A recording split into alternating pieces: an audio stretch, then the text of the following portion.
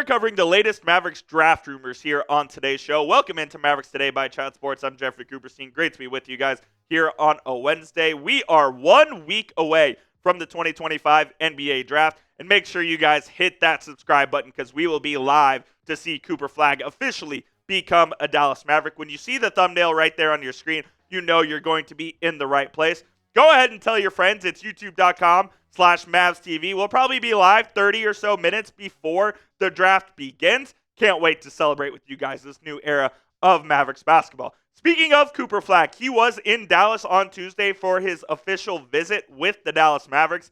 And as we've talked about here on the show multiple times, this is the only visit Cooper Flagg is taking, and this is the only lottery visit that the Mavericks are hosting, which basically tells you Cooper Flagg going to be a lock for that number 1 overall pick. And a couple of details from the Flagg workout that we know right now is that he met with multiple players and team officials, both at the American Airlines Center and at the Mavericks practice facility right across I-35 from the arena. The visit included a light on-court workout. We aren't sure the exact details of what all that entailed, but I'm sure it was nothing too physically demanding for Mr. Flagg. And then he had dinner with Jason Kidd and Nico Harrison, among other top brass from the Mavericks front office. And one thing I did want to focus on here is Jason Kidd and his role in this thing. He has been kind of leading the welcoming committee for Cooper Flagg here to Dallas in his visit. And what this tells me is that he is committed to the Mavericks' future. There's been all the rumors surrounding the New York Knicks and how they formally requested to interview Kidd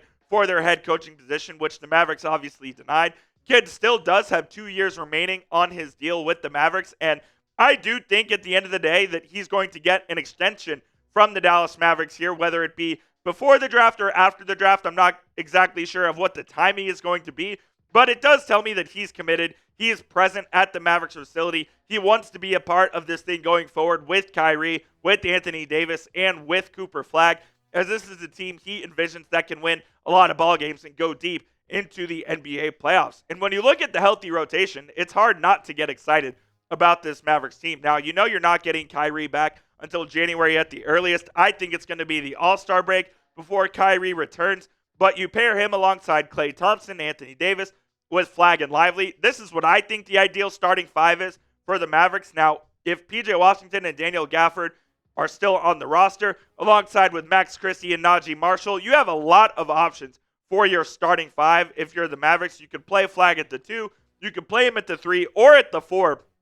One thing I do know, though, is Flagg is going to be in the starting lineup day 1. We had people like Gilbert Arenas talking about how he's going to start the year coming off the bench. That is not going to be the case. Cooper Flagg is going to be in the starting lineup day 1. Sean Heath will be announcing in his rookie season from Duke, number 32 or whatever number he's going to wear, Cooper Flagg. He will be in that starting 5, and the Mavericks do have multiple options. And this was Nico Harrison's vision when he was envisioning his perfect team for the Mavericks. Whether you like it or not, he wanted a team with versatility on the offensive and defensive end, where guys can play multiple positions, they can switch on defense, and that is what Nico thought was going to be a championship team. Adding Cooper Flagg to the mix only heightens that versatility this team is going to have. So I gave you my ideal starting 5 with Cooper Flagg down in the comments. Let me know what your ideal starting 5 is for with Cooper Flagg involved. I think it's Kyrie Irving, Klay Thompson, alongside Flagg and Davis, with Lively in the front court. But I want to hear from you guys. Be the coach down there in the comment section. Let me know what your ideal starting 5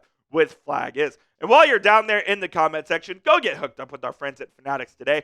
This is the official hat that Cooper Flagg is going to be wearing when he walks across the stage and shakes Adam Silver's hand next Wednesday. Our friends at Fanatics got you covered with the official Mavericks draft hat. When you go to chatsports.com/Mavs draft right now, Fanatics will send us a part of the proceeds if you use that link. We have the blue one, we have the white one with the blue brim, all right there with our friends at Fanatics. That link will be in the comments and the description of today's show. Go get hooked up today and get your Mavs draft hat right there in your collection. Now, we have to talk about the possibility of the Mavericks trading back into round 1. Rafael Barlow of Locked On, who is their main draft expert over there, I wanted to shout him out because he said the Mavericks could be a team to trade back in to the back end of the first round to go get a point guard, which we all know is one of their biggest needs as the roster construction side of things goes. So some late round point guard targets that our draft expert here at Chat Sports, Nick Roloff, gave me to talk about are Walter Clayton out of Florida, Ben Saraf out of Israel, who played over in Germany, Nolan, Traore, and Kam Jones out of Marquette. I do want to give a focus here to Walter Clayton, the 2025 national champion out of the Florida Gators, who I think would be a fantastic fit for this team. And I would frankly love Walter Clayton on this squad. He's the ideal backup point guard to Kyrie Irving, in my opinion. And could he start for the first 55, 60 games of the year in limited minutes where you give him a heavy rotation, play him alongside the likes of Brandon Williams and maybe even some Najee Marshall there a little bit to take up the point guard minutes while Kyrie is out?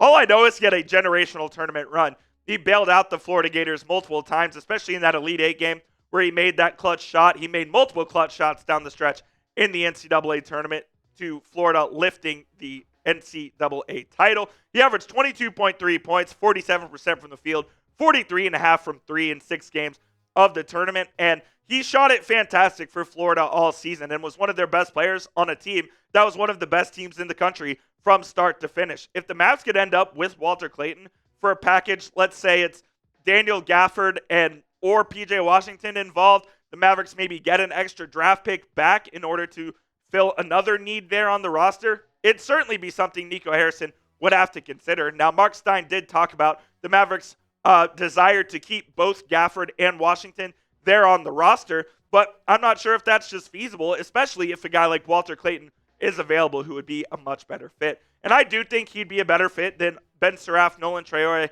or Kam Jones. If I had to pick my second favorite out of this list, I do think it would be Traore, because I think he would be the purest point guard of them all. I do think that he'll end up being maybe the best pro out of these guys, but right now I think I would take Walter Clayton to be my backup point guard for the Dallas Mavericks. Let me know what you guys think, though. Should the Mavs trade back into the first round? If you think they should, type T for trade. If you think they should not, type P for pass. I'm curious to hear what you guys have to say. And before we go, I do want to talk about the report that dropped earlier today about the Mavericks showing potential interest in Collin Sexton, the guard from the Utah Jazz. I think that the Jazz would be an interesting trade partner for the Mavericks. The Mavs have shown interest in Collin Sexton before.